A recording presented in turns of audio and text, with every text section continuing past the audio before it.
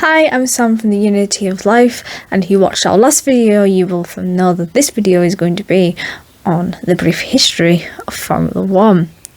So you may be wondering, if you've seen the last video, why it is a person from an animal background is looking at Formula 1. Well, part of the Unity of Life is about fairness and having equal rights for everybody. And one of the things that we're going to look at with this series, because this video is going to be the first video in a Formula 1 series, is the ongoing war between males and females. And females having equal rights to males. Because even though it's a lot better now, we still aren't 100% equal.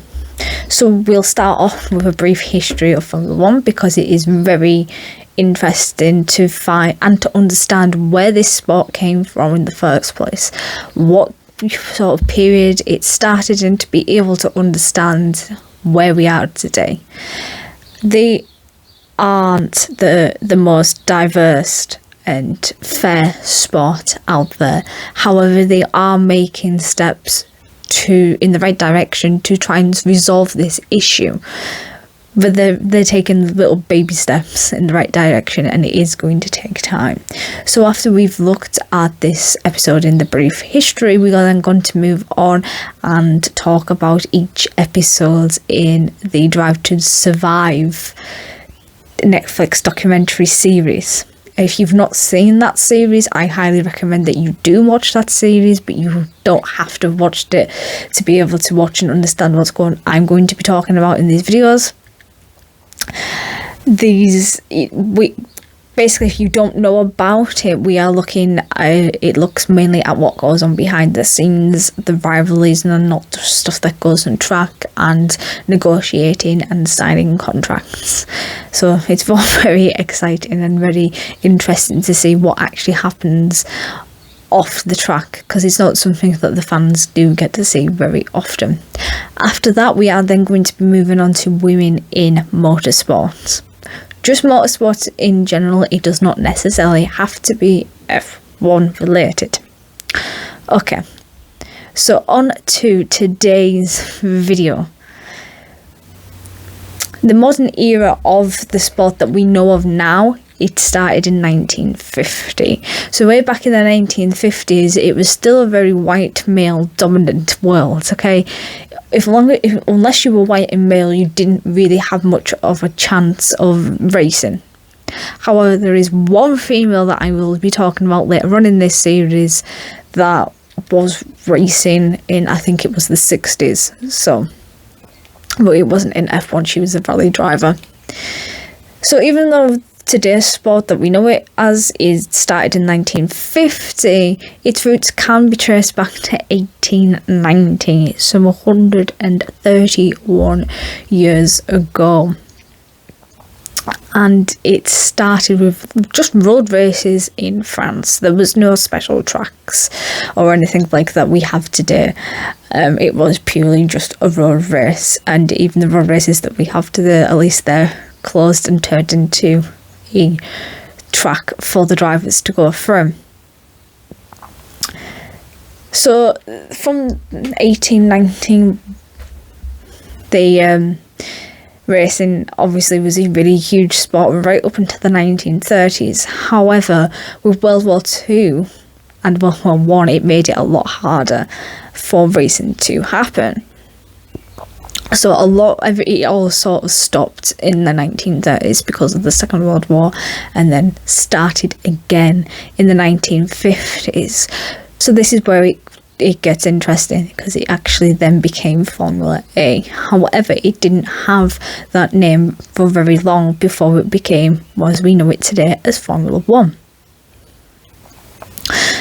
So what had happened was the race distances had changed from 500 kilometres to 300 kilometres, allowing us to have the Monaco Grand Prix. Right, so that was actually reintroduced after 2 years of not being part of it, of the main sport. And 1950 was also the year that they announced that there would be a world championship. So wasn't quite like the way that we know it today, as in every single race, each driver gets so many points depending on if the top 10 races on the track, and those points go towards the world championship. Back then, there was only 7 races that were for the championship. You only had 7 races on which to get points for this world championship out of 20. Also in 1950, that's when we saw one of the first races being held in Silverstone in Britain. So I got all this information from a documentary. Well, documentaries that were actually here on YouTube, and they are going to be in the description below to check out in case you want to learn a little bit more. So something that I actually learned about in this was actually that Britain, they actually kind of ended up dominating this sort of sport in a way. Now I'm British, and I'm really disappointed to say that I wasn't aware of this, and in fact 6 teams out of the 10 that we have today have their headquarters in Britain, and I didn't know that. So I'm really bad. We're going to get on to a little bit more about why it's sort of Britain sort of dominated, and it has to do with planes, but we're going to be talking about that a little bit later on. So in the early days, Mercedes actually left Formula One, which quite a few of you may already be aware of if you're huge fans of Mercedes and have been following them for some time. And the reason that was because they felt really bad. So back then, health and safety was just not a thing. The crash barriers were here.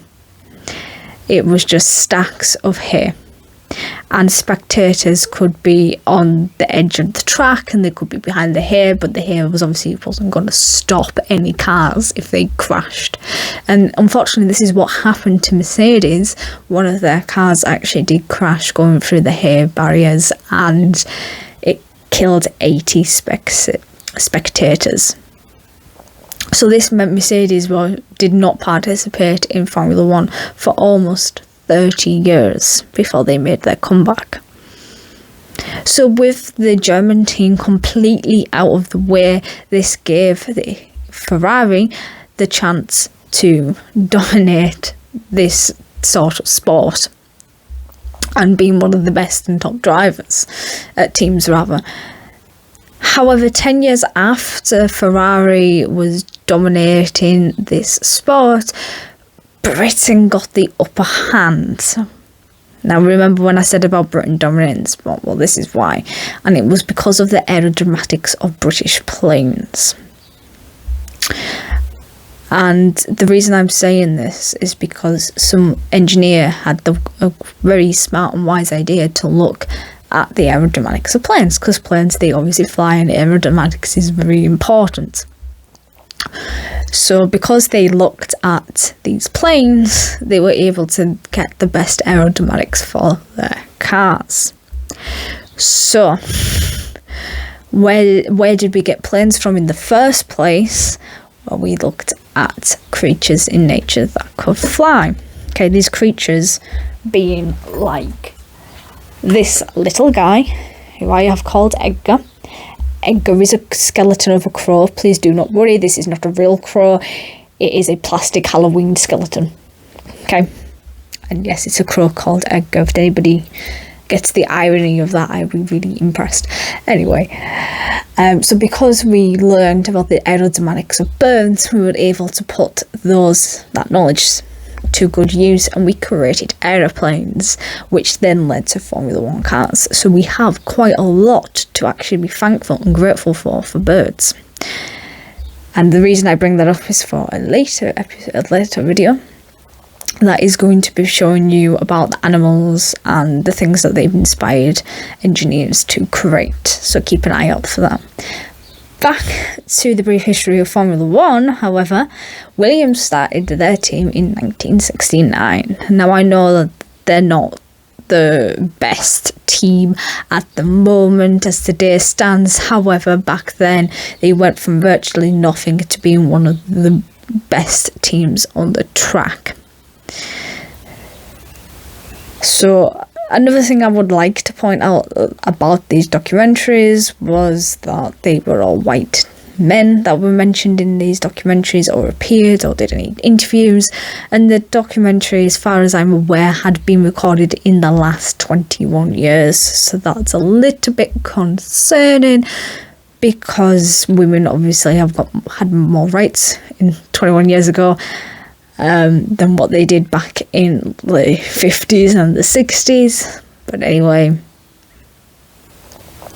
so the cars, like I mentioned, we got all the designs and stuff from the knowledge of planes for the aerodynamics, but it wasn't just the aerodynamics and the knowledge of the planes, it was also a lot of the data that from planes were analysed, and that helped to build some of these great cars as well.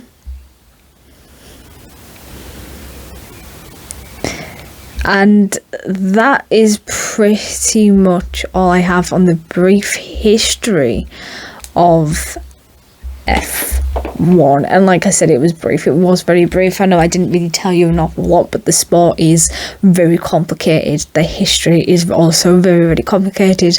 Like I've mentioned, I do, however, have I'm going to put the links in the description of the documentaries that I use, so you can get a lot more information and you'll probably be able to have a better understanding of it than I'd have, because I'm not a huge fan of the sport myself. I don't sit there and watch it, but I do like to know who the top 3 drivers are, who's made it to the podium, and I do know who drives and things like that, because like a lot of people in Britain, I did grow up with Formula One. It was always on the TV. Every Sunday, every Saturday that there's a race on, that I can guarantee it'll be on the TV in this household. Anyways, so our next video, like I said, is going to be looking at the first episode of the Drive to Survive, which started all the way back in 2018, so please bear that in mind when we are talking about it. And I will see you next time in the next video. Bye for now.